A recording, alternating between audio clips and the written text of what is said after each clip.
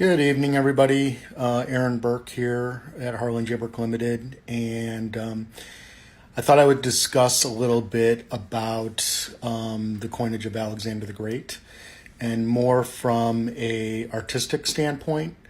I'm often asked why people should buy certain ancient coins over others. And a lot of it comes down to the quality of the artistry.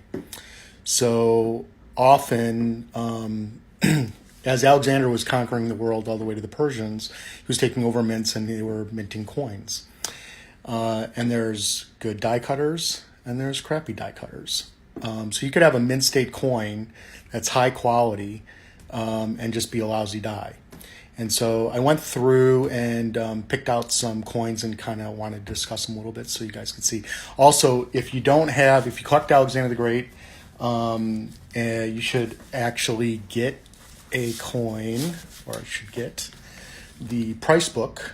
They are out of print, and these days they used to cost $300. Now I think they're around $450.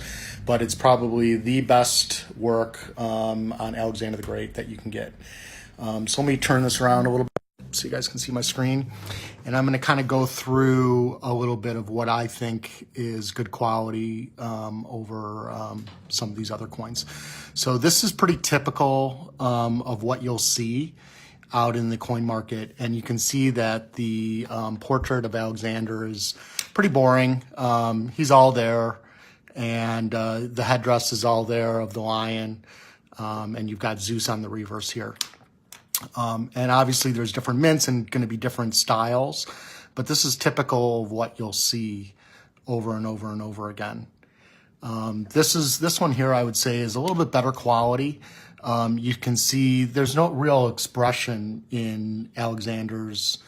We consider this, even though everyone calls this as Hercules, but actually it's everyone now believes that this is Alexander the Great as Hercules, showing himself as a god with Zeus on the reverse. So here you can see a little bit more expression in Alexander's face and a little bit more detail in the stomach muscles of Zeus.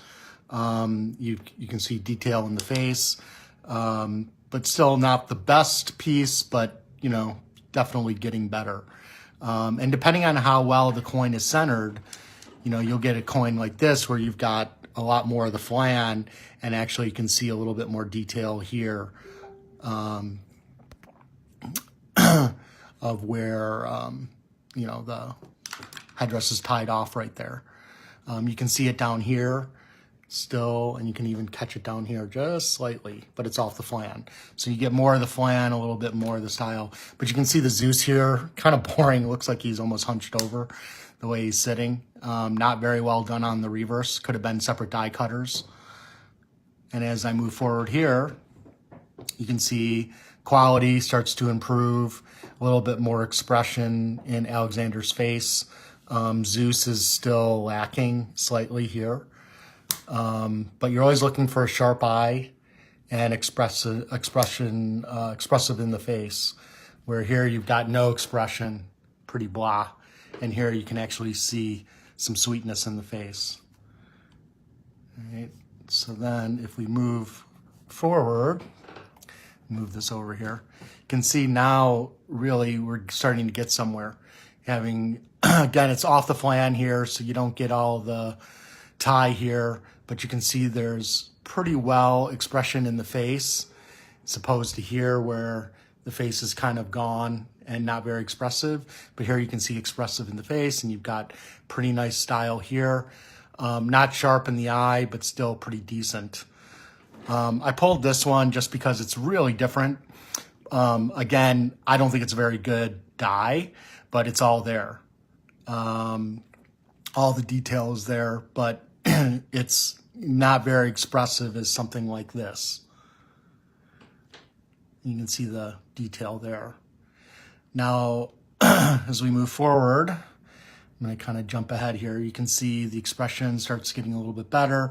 You even have the drapery here in the Zeus's chitin there, where you can actually see the folds, which is really quite nice. And then here, nicely toned piece. Not a lot of expression in the face, but pretty well detailed. And actually nicely toned coin. Probably was really beautiful in hand. But as you'll see, you can get an even better. So this I really like. The reverse I'm not crazy about, but the obverse is pretty outstanding. Just look at the face of Alexander, the strong chin, direct eye. It's really, really beautiful. Even though it may not be the highest grade in the world, it's just a fantastic die all around. This one here is a left facing, so you'll mostly get right facing most of the time, but this here we have left facing. I think this one was actually slabbed by NGC as a 5 out of 5 strike, 4 out of 5 surface. Probably, if you look here, there's a lot of porosity here, a lot of surface issues on the cheek of, I don't even know if I would have called that a 4 out of 5 surface, probably would have called that a 3 out of 5. But still left facing, pretty rare type.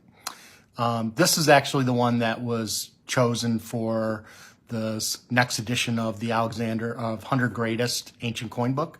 And you can see why. Really fantastic. It's left facing, beautiful detail. The Zeus, not crazy about it necessarily, but the obverse is really outstanding. Expressive face, great eye, beautiful detail, and wait till you see the 100 Greatest book because it looks fantastic if you haven't seen it already.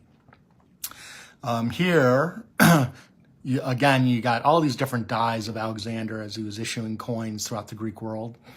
And here's another great example of beautiful obverse and reverse dies.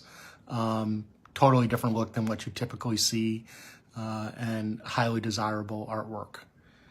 Then we get into the coins of Memphis, Egypt, which are pretty fantastic.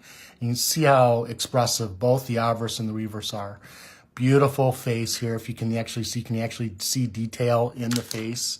If I can get close up there, you can see the detail of the face of Zeus where you haven't seen that at all. Even if I go back to the previous one, there's no detail in the face there. But look at the detail there. Look at the sharpness in the face there. Really fantastic all around. This is another Rhodes or Memphis piece again. Really fantastic. Only problem is it has this little flaw in the cheek, but otherwise that's just a magnificent coin. Great detail, great eye, great centering. A little bit off on the reverse, but just fantastic. And probably the best piece that I saw, this is another Memphis, Egypt piece. Really great. When it starts looking like Greek sculpture, it's, you know, you really, if you've seen Greek sculpture and then you look at this, you can see what they were trying to copy.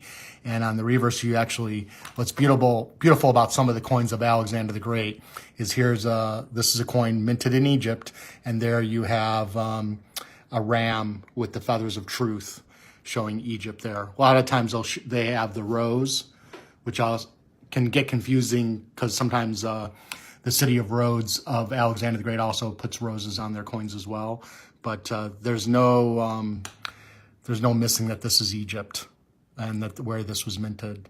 And just beautiful style here, the face, the drapery, everything about that coin is amazing. And even here, you can even see the paws of the lion from the lion skin. You can see that this is part of the paw right here. Doesn't get much better than that. So you look from here and we go all the way back to what I originally showed you. Now you can really see what great dies are all about. So just wanted to point all this out to you and what we look for as coin dealers and the great coins that you can acquire. Take care, all. And look for that 100 Greatest book when it comes out. Whitman just got some early issues in, and they're going to get full issues in soon. Take care. Good night.